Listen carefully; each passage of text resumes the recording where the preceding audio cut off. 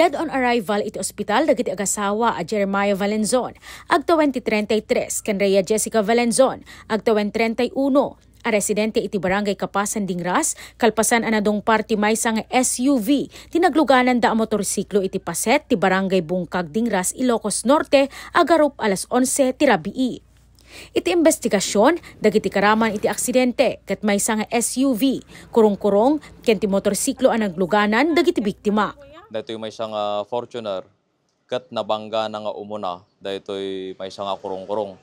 So after that, after the first collision, inmakar iti bangir nga linya dahito'y Fortuner, kat nabangga na ulit dahito'y masabat na nga motorsiklo.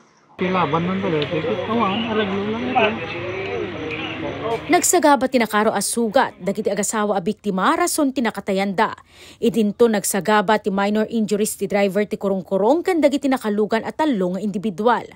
Aumet ti sugat na tinagmaneho ti SUV nga agta 2021 nga taga barangay Loretta Solsona ang nagkedked anang ipaayen ti palawag na. Maladingitan met tinasinged akasinsin ni Jeremiah nga isu ti maysa a natawagan mainaig ti pasamak. Kinontak na kami, ma'am.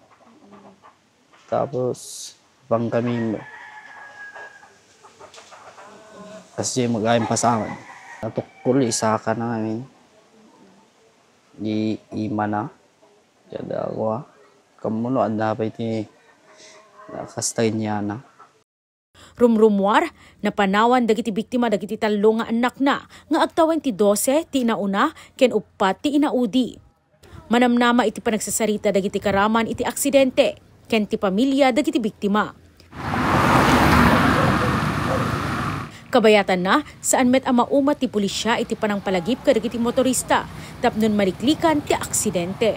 During driving, ag-focus tayo apo iti kalsada kanti panagmaneho tayo, antay una ag cellphone and all the others. Iwasan tayo distracted driving nga makon po na.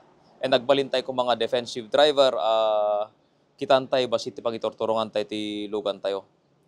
Another thing, kadagito yung motorista po, nag-usar tayo ti motorsiklo, kung dahito yung kurong-kurong, dagito yung slow-moving vehicles nga makuna, encourage mila unay at the provincial ordinance sa Taytan, nag-usar kayo iti reflectorized vest. Tere Sundayon, Balitang Solid North.